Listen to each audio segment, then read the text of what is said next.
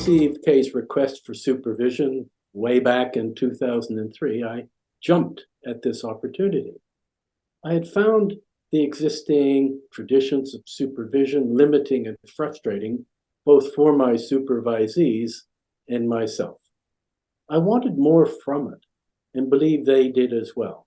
Kay, despite her care of her newborn son in a part-time position as the family therapy at a child, adolescent, and family mental health service, surprised me in her willingness to try this out. Instead of me commenting on her concerns from afar, as I had previously done in supervision, she, with the consent of her clients, allowed me to engage in her actual practice. How might you ask? She would record and transcribe her session, which of course was time-consuming and undoubtedly worthwhile, and submitted it to me ahead of our meeting, and I would engage in her practice by interpolating into the text alternatives to her questions. The amended transcript was then emailed to her clients for their consideration.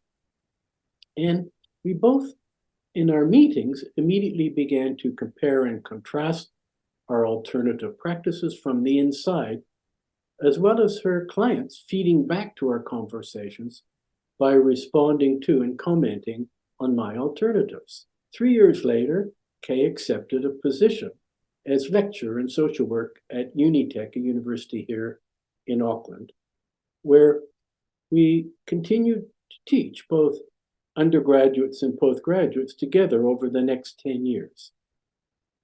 Once again, we developed a pedagogy which became the precedent for insider witnessing practices, in which I would interview students as their clients, with both Kay and I offering comment to and discussion with the students on the transcribed interview.